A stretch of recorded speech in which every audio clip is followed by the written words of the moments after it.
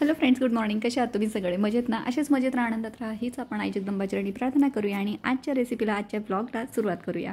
तर आज ना इकडे आपण कारल्याची रेसिपी करणार आहोत, कारल्याची भाजी करणार आहोत. तर अशा पद्धतीने जर केलं ना तुम्ही कारले तर अजिबात कडू लागणार आणि कारले न खाणारे पण कारले खातील. तर इकडे काय केलं आहे की आता पाण्यात मी टाकून दिले ते आणि चांगली उकळी घेणार आहे. त्यानंतर आपल्याला त्यांना काढून घ्यायचं आहे. तोपर्यंत इकडे मी कारले उकळत आहे तोपर्यंत इकडे आता त्याचं वाटण तयार करून घेते.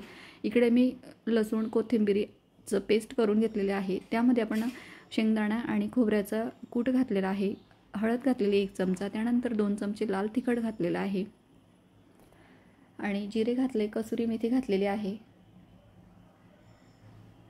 आणि चवीनुसार मीठ घालायचं आहे. सगळं आपल्याला हाताने एकजीव करून घ्यायचं आहे व्यवस्थित. जर वाटलं तर थोडासा अगदी पोहेचा 1 चमचा एवढं पाणी घालायचं आहे आपल्याला आणि छान असं एकजीव करता येईल एवढं असं आपल्याला एकत्र करून घ्यायचं आहे व्यवस्थित. तर आता थोडंसं पाणी घालून घेते मी त्यामध्ये आणि एकत्र करून घेते. खूप जास्त पातळ किंवा करायचं नाही आपल्याला आणि आपले कारले किती आहेत त्याप्रमाणे आपल्याला तेवढं कूट आणि ते घ्यायचं आहे. त्यानंतर कारले उकळले आहेत आपले आणि आतल्या ज्या बिया आहेत त्या काढून घेतलेल्या आहेत आणि हे जे कारले आहेत तर आतमध्ये व्यवस्थित बिया काढल्यानंतर त्यामध्ये आपल्याला वाटण भरून घ्यायचं आहे. तर आता मी यामध्ये हे सगळं आपण जे वाटण तयार केलेलं आहे ते भरून घेते. खूप छान आणि टेस्टी होतात आणि तव्यावर करा, लोखंडी तव्यावर केले ना तर अजून त्याची चव वाढते.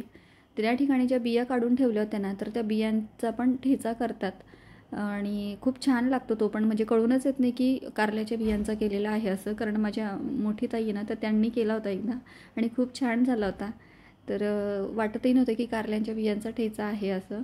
तर त्याच्या बियासुद्धा वाया जात नाही. तर इकडे आज आपण कारलेच करणार आहोत.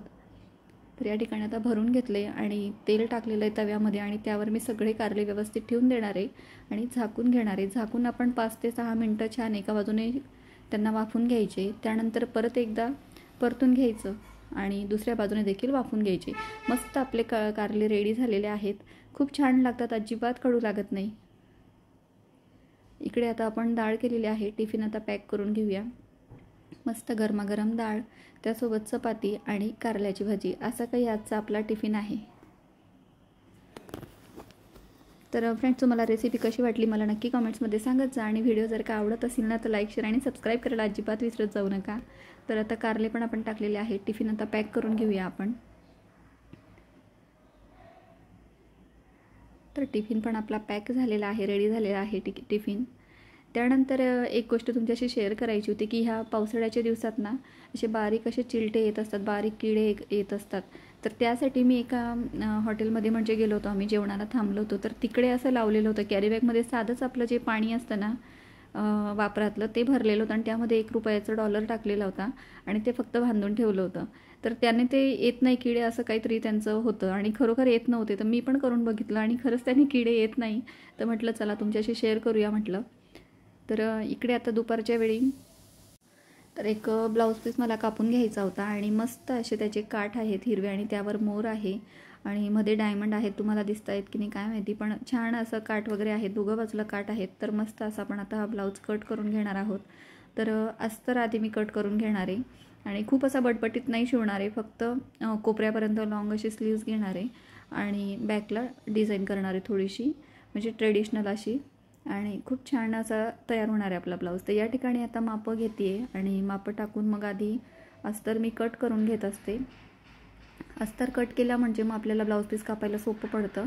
ब्लाऊज पीसवर आपण ठेवलं अस्तर की मग पटापट आपलं कटिंग होऊन जातं.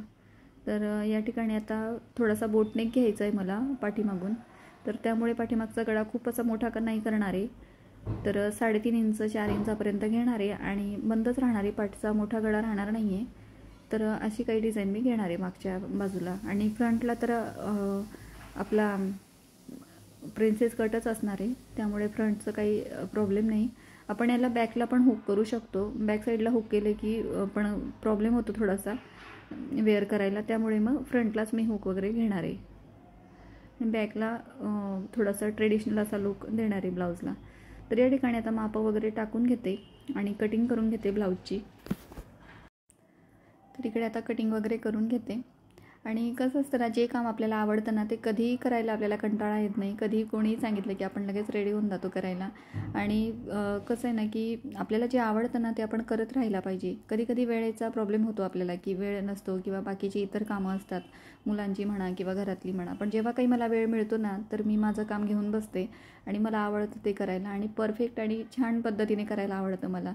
तर या ठिकाणी आता मला कधीच वाटत होतं की म्हणजे तो ब्लाऊज पीस बघितल्यावरच मी ठरवलं होतं की असं असं आपण शिवायचं म्हटलं आणि असं असं पॅटर्न याचा तयार करायचा. आणि आज मला वाटलं की चला म्हटलं आज आपण करून टाकूया, वेळ आहे. तर त्यामुळे मग म्हटलं चला आज आपण कटिंग करायला घेऊया. कटिंग करून जरी झाला तरी मग मला दुसऱ्या दिवशी वेळ मिळाला तर मी शिवून घेत असते. आणि असं काही नाही एकाच दिवसात व्हायला पाहिजे. जसा मला वेळ मिळतो ना, 1 तास, अर्धा तास किंवा 1.5 तास, तेवढ्या वेळात जेवढं होतं तेवढं मी करते आणि बाकीचं पुन्हा दुसऱ्या दिवशी करते. असं माझं चाललेलं असतं. पण कसं आहे ना, की आपण नाहीच केलं तर मग ते कामं पडून राहतात आणि आपल्याला विसरायला पण होतं. तर फ्रेंड्स, असेच व्हिडिओ बघत राहत जा आणि व्हिडिओ आवडेल लाईक, शेअर, सबस्क्राईब करायला विसरू नका. व्हिडिओ पुढच्या व्हिडिओ, तोपर्यंत बाय.